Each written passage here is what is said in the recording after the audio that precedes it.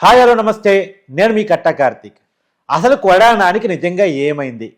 కేవలం గ్యాస్ట్రిక్ ప్రాబ్లమా? నిజంగా గుండెకు సంబంధించినటువంటి జబ్బు కూడా బయటపడిందా? బయట జరిగిన ప్రచారం ఏంటి? దాంట్లో ఉన్న నిజమేంటి? కొడానాని హాస్పిటల్లో అడ్మిట్ అయినప్పుడు జరిగిన ప్రచారం డిశ్చార్జ్ అయినప్పుడు ఎందుకని దాన్ని కాముగా చేశారు? కొడానాని ఆరోగ్య సమాచారాన్ని రహస్యంగా ఉంచే ప్రయత్నం ఎందుకని చేశారు? అరెస్టు జరగబోతుందనే కారణం చేతనే ఒక పొలిటికల్ డ్రామా ఆడే ప్రయత్నం చేశారా? ఈ విషయాలన్నిటి మీద చర్చించుకునే ప్రయత్నం చేద్దాం. మనతో ఉన్నారు ప్రముఖ రాజకీయ సామాజిక సినీ విశ్లేషకుడు చంద్ర శ్రీనివాస గారు. సార్ నమస్కారం. నమస్కారం సార్. సార్, అంటే ప్రతిదాన్ని అనుమానపడాల్సిన పరిస్థితి వైసీపీ నాయకుల మీద వస్తూ ఉంది. మొన్నటికి మొన్న పోసాని కృష్ణమూర్తి గారు గుండె పోటీ అని ఒక హైడ్రామా ఫస్ట్ రోజే పోలీస్ స్టేషన్లో ఎస్ జైల్లో, తర్వాత తీరా చూస్తే అది గుండెపోటు కాదు, ఏమీ లేదు, ఆయన బాగానే ఉన్నాడని చెప్పేసి డాక్టర్ నిర్ధారించిన పరిస్థితి. ఇప్పుడు కొడానాని మీద కూడా అనేక ఆరోపణలు సోషల్ మీడియాలో ప్రచారంలోకి వస్తున్నాయి. నిజంగా అరెస్టును తప్పించుకోవడం కోసం కొడానాని ఏమైనా డ్రామా ఆడా? నిజంగానే సఫర్ అయ్యాడా? అంటే నిజంగా అంటే ఇది ప్రజల్లో ఉన్న అభిప్రాయం కావచ్చు, సోషల్ మీడియాలో వస్తుంది కావచ్చు. ఓవరాల్గా చూసుకుంటే ఇన్నాళ్ళు లేని గుండె నొప్పి ఇప్పుడే ఎందుకు వస్తుంది అంటే నెక్స్ట్ తన మిత్రుడిని వంశీని అరెస్ట్ చేశారు. వంశీ కూడా రూపురేఖలు మారిపోయినాయి చూడండి. మళ్ళీ బెయిల్ ఇట్లా మరి ఈ సిచ్యువేషన్స్ ఈ రోజు రేపు నాదే వికెట్ అనేది వాళ్ళకు కూడా అర్థమవుతుంది. ఆ సిచ్యువేషన్స్ వీళ్ళు గుండె జబ్బు అంటారు. ఎన్నాళ్ళు గుండె జబ్బు లేదా? ఇష్టం వచ్చినట్టు మాట్లాడి వ్యక్తిగత అన్నం చేసి లకారాలు ఉపయోగించి బీభత్సంగా తిట్టి మనుషులే లేకుండా చేస్తామని చెప్పి మాట్లాడి బెదిరించిన వాళ్ళకి గుండె అప్పుడు పదిలంగా ఉందిగా. అవును, ఇప్పుడు ఏమైంది? ఏం కార్తీక్ గారు చెప్పండి. ఆ గుండె చాలా బలమైంది అన్నారు. మరి ఎందుకు బలహీనత అయింది? అక్కడ పోతే డాక్టర్లు అంతా ఓన్లీ గ్యాస్ ప్రాబ్లమే, గుండె జబ్బు ఏం లేదని చెప్పి డిశ్చార్జ్ కూడా చేశారంట. కాబట్టి ఇది ఒక రకంగా ఏంటంటే అరెస్ట్ చేస్తామన్న భయం అనేది వైసీపీ నాయకుల్లో నిజంగా కూడా సార్, నిజంగా గుండె జబ్బు, హార్ట్ స్ట్రోక్ అలాంటి పరిస్థితి అయితే జగన్మోహన్ రెడ్డి గారు కూడా వచ్చి పరామర్శించే వాళ్ళకి అంత అలవాటు ఏం జరగదా?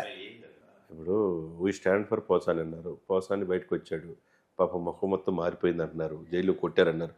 జైలు ఎందుకు కొడతారు చెప్పండి సార్? ఆ జైలు ఈ జైలు మాకు కావాలని చెప్పి తీసుకులేదు తప్పితే అందరూ ఎవరు కొట్ల. అందరూ ఒక జైల్లో కూడా లేడుగా, 3 జైలు మారాడుగా. అది ఒక సిచ్యువేషన్. ఇంకోటి సజ్జల భార్గవ్, సజ్జల రామకృష్ణారెడ్డి వీళ్ళు కూడా అరెస్ట్ కాకుండా తెచ్చుకున్నారు ఇన్ని రోజులకి. చూడండి నెక్స్ట్ వాళ్ళే కనపడుతున్నారు. లేకపోతే రోజా, వీళ్ళందరూ ఏంటంటే గత 5 సంవత్సరాలు ఇష్టం వచ్చినట్టు తప్పులు చేశారు. చేసినప్పుడు శిక్ష అనుభవించాల్సిందే. వాళ్ళు ఎవిడెన్స్ కనుక చూపిస్తే పోలీసులు అరెస్ట్ చేయాల్సిందే. ఏమంటారు? అంతే కదా. కాకపోతే ఏంటంటే తప్పు చేసిన వాడికి శ్రీకృష్ణ జన్మస్థానం తప్పదు. ఇప్పుడు తాత్కాలిక ఉపశమనం తప్పితే కోర్టులో సుప్రీంకోర్టు వెళ్ళినా హైకోర్టుకి వెళ్ళినా తాత్కాలికంగా మీరు అరెస్ట్ చేయొద్దని అంటారు తప్పితే కేసులు ఏమి ఎక్కడ పోవుగా. సిఐడి ఉంటుంది, విజిలెన్స్ ఉంటుంది, ఇంటెలిజెన్స్ ఉంటుంది, ఇవన్నీ కూడా ఉంటాయి కదా. అవన్నీ కేసులు కనుక బయటికి తీస్తే డెఫినెట్గా అరెస్ట్ కావాల్సిందే. ఎవరు తప్పించుకోలేరు ఇక్కడ. కాబట్టి 5 సంవత్సరాలు ఏం చేసామనేది 4 గోడల మధ్యలో జరగలేదు కదా సార్. మీడియాలో కనపడింది కదా వంశీ ఏం తప్పు చేశాడు, లేకపోతే రోజా ఏం మాట్లాడింది, కొడాలి నాని ఏం ఇష్టం వచ్చినట్టు మాట్లాడాడు, ఇవన్నీ తెలియదా? ఏమంటారు? అదే. కాబట్టి ఒకవేళ డాక్టర్ల దగ్గరికి వెళ్ళి మీరు ఏఐజీ దగ్గరికి వెళ్ళినా, అపోలో దగ్గరికి వెళ్ళినా, ఎక్కడికి వెళ్ళినా డాక్టర్ రిపోర్ట్లు అనేది ఒకటి ఉంటుంది. ఈసీజీ చేస్తారు, ఎక్కువ చేస్తారు, ట్రెడ్మిల్ చేపిస్తారు. మీరు గుండె జబ్బు ఉందా, గుండె జబ్బు ఉందని చెప్పి ఆలోచన ఉంటే కనుక వాళ్ళు తేడా ఏముందనుకోండి యాంజియో చేపిస్తారు. మీకు చాలా ఫేమస్ కార్డియాలజిస్ట్ ముఖర్జీ గారు కూడా బాగా పరిచయం. అందరూ పరిచయాలు డాక్టర్లు. ఆ పరిచయ క్రమంలో ఏంటంటే ఒకటి ఉంటుంది సిస్టమ్. బీపీ కరెక్ట్గా పనిచేయట్లేదు వెళ్తారు, బీపీ షుగర్ టెస్ట్ చేస్తారు, ఈసీజీ చేస్తారు, ఎక్కువ చేస్తారు, ట్రెడ్మిల్ చేస్తారు. ఏదైనా తేడా వచ్చిందనుకోండి అబ్నార్మల్గా ఈసీజీలో ఇమీడియట్గా ఏం చేస్తారు, యాంజియో చేస్తారు. అసలు మీకు గ్యాస్ ప్రాబ్లం వల్ల కూడా గుండె జబ్బు అని చెప్పి కొంతమంది వెళ్తుంటారు డాక్టర్కి. అవును, అలా సేమ్ కొడాలి నాని గారి పరిస్థితి కూడా అదే అని చెప్పేసి అంటున్నారు. ఏదైనా కానీ ఒక తాత్కాలిక ఉపశమనం తప్పితే చాలా ఫైల్ చేసిన కేసులు తీవ్రత దృష్ట్యా ఏ రోజైనా అరెస్ట్ నుంచి తప్పించుకోవడానికి తాత్కాలిక ఉపశమనం తప్పితే అంటే కాదు. అరెస్ట్ అయినప్పుడు నాకు గుండె నొప్పి ఉంది, ఇబ్బంది ఉంది అని చెప్పేసి బెయిల్ పొందడానికి ఇదేమన్నా ఆయుధంగా ఉపయోగపడే అవకాశం ఉంటుందా? సేమ్ అదే లాయర్లు చెప్తారు ఈ సలహా. ఎవరైతే లాయర్ని పెట్టుకుంటారో పోసాని చూడండి, అప్పుడు చెప్పాలి ఫస్ట్ రోజు అరెస్ట్ అయినప్పుడు, రెండో రోజు ఏంది నాకు గుండె జబ్బు ఉంది, నాకు అసలు 3 సార్లు గొంతు ఆపరేషన్ చేయించారు అంటే 3 సార్లు గొంతు ఆపరేషన్ చేస్తే ఆ గొంతులో ఆ నాలుక నుంచి వచ్చే పదాలు ఎక్కడ పోతే చెప్పండి. అది మాట్లాడేటప్పుడు ఉండాలి సార్. మాట్లాడేటప్పుడు ఉండాలి, ఎక్కడ తప్పించుకోలేరు.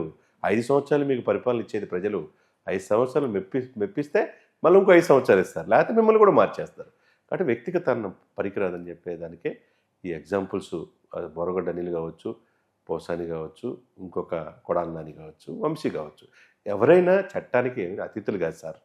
చట్టం తన పని తను చేసుకుంటూ వెళ్తుంది. విచారించే అధికారులు వాళ్ళ పని వాళ్ళు చేసుకుంటే ఎవిడెన్స్ క్రియేట్ చేస్తారు. ఎవిడెన్స్ ఉంటే కోర్టు నుంచి తప్పించుకోవడానికి అవకాశం లేదు. ఇప్పుడు నిజంగా ఇప్పుడు కొడానాడిది నిజమైనది కాదు అన్నటువంటి అనుమానం ఏదైతే సోషల్ మీడియాలో నడుస్తుందో అది వాస్తవేనంటారు అయితే? తప్పకుండా. ఇప్పుడు ఆయన హాలు వంశీ గారి యొక్క ఆఫీసు ధ్వంసం చేసింది తెలియదా? సత్యవర్ధన్ అనే వ్యక్తి దళితుడు ని కిడ్నాప్ చేసింది తెలియదా? ఆయన చేత బలవంతంగా తీసుకెళ్లి కోర్టుకి విత్డ్రా చేయించింది. అన్నీ వచ్చినాయి కదా. అన్నీ వచ్చినాయి కాబట్టి వంశీ లోపల నుంచి బయట రాలేకపోతున్నాడు. ఇప్పుడు ఇక్కడ ఓ విషయం చెప్పండి. వల్లభనేని వంశీ జైల్లో ఉండి నాకు అనారోగ్యంగా ఉంది అని ఆయన ఒప్పుతున్నాడు. ఈయన బయట ఉండి కొడానాని నాకు అనారోగ్యంగా ఉంది, గుండె నొప్పి ఉందని చెప్పేసి ఈయన అడ్మిట్ అయ్యాడు హాస్పిటల్లో.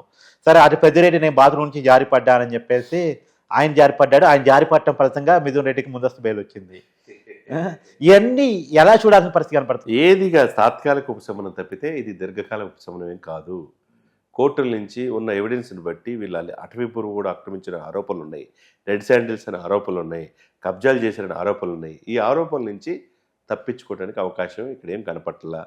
నిస్వార్థంగా ఆఫీసర్లు కనుక విచారణ చేస్తే తప్పు ఎవరు చేశారనేది విత్ ఎవిడెన్స్ కనపడతాయి.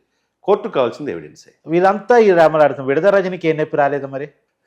ఏంటంటే ఒకళ్ళు ఎవరి ఎగ్జిస్టెన్స్ వాళ్ళు సార్, ఎవరు వాళ్ళు ఆ సత్యలతో నిరూపించుకోవడానికి వాళ్ళు ప్రయత్నాలు చేస్తుంటారు. కాలమే సమాధానం చెప్తాను సార్. ఇప్పుడు రాబోయేటువంటి కాలంలో వరుసగా అరెస్టులు నడిచే క్రమం కనపడతా ఉందా? వైసీపీ నాయకులు ఒక్కొక్కరుగా జైలుకి వెళ్ళే క్రమం కనపడతా ఉందా? తప్పు చేస్తే ఎవరైనా అంతే కదండి.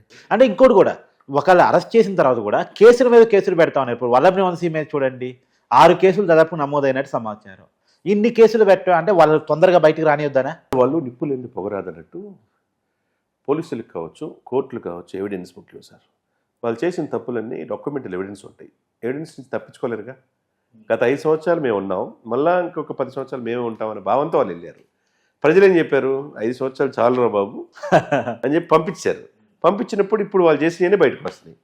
కొంతమంది రెడ్ బుక్ ఓపెన్ అయిందంటారు, కొంతమంది అలా అంటారు, టైం వచ్చిందంటారు. ఏ విధంగానైనా తప్పు చేస్తే కార్తీక్ అయినా శ్రీనివాస్ అయినా ఎవరు చట్టానికి అతిథులేం కాదు. అవునా కదండి? తప్పు చేసినప్పుడు ఖచ్చితంగా ఎవరైనా లోపలికి వెళ్ళాల్సిందే. అంటే కాదు, వైసీపీ చాలా బలంగా చెప్తున్నారు. మొన్న విడుదల రజని ప్రెస్ మీట్ పెట్టి చెప్పింది రెడ్ బుక్ రాజ్యాంగం నడుస్తుంది, ఒక నేరేషన్ క్రియేట్ చేస్తున్నారు, నేరేషన్ ప్రకారం కేసులు పెడుతున్నారు అని చెప్పేసి ఆ మాట్లాడిన మాట చూస్తాం. ఇప్పుడు ఏముండవు సార్. పోలీసులకు కావచ్చు, కోర్టులు కావాల్సింది ఎవిడెన్సే. ఎవిడెన్స్ పక్కా ఉంటే ఫిక్స్ చేస్తారు. అది ఎవరైనా సరే. ఇప్పుడు సరస్వతి భూముల్లో 28 ఎకరాలు అన్యాయంగా ఎస్సీ ఎస్టీ ల్యాండ్ భూముల్లో అన్నారు. ఏం చేశారు? రిజిస్ట్రేషన్ కూడా రద్దు చేశారుగా. అవును, దానికి కారణం పవన్ కళ్యాణ్ గారు. పవన్ కళ్యాణ్ గారు డైరెక్ట్ గా వెళ్ళి చూసి వచ్చారు కదా. మరి అదే సమయంలో ఆరోపణలు సజ్జల రామకృష్ణారెడ్డి కూడా కడపలో ఒక 70 ఎకరాలు అభయారణ్యాన్నే కబ్జా చేశారన్నారు. దాని మీద కూడా విచారణ జరుగుతుందిగా. ఇంతకు సజ్జల రామకృష్ణారెడ్డి గారు ఎక్కడ ఉన్నారు సార్? కనపట్లేదు. ఇప్పుడే నిన్ననే బెయిల్ వచ్చినట్టుంది వాళ్ళ అబ్బా కొడుకులకి ఇద్దరికి, ఆయనకి వాళ్ళ అబ్బాయికి సజ్జల భార్గవ్కి. ఎందుకంటే సోషల్ మీడియా అంతా వాళ్ళే లీడ్ చేశారు కదా. ఒక ఆయనేమో సకల శాఖ మంత్రి, ఇంకొక ఆయన సజ్జల భార్గవ్ రెడ్డి ఏమో ఆయన సకల సోషల్ మీడియా శాఖ. ఏదైనా కానీ తండ్రి కొడుకులకి నిన్నే బెయిల్ వచ్చినట్టుగా అరెస్ట్ చేయొద్దు అనేది తెచ్చుకున్నారు. తాత్కాలిక ఉపశమనమే. దీర్ఘకాలికంగా మాత్రం అప్పుడే వాళ్ళు తప్పించుకోలేరు అన్నమాట దీని నుంచి. Thank you sir.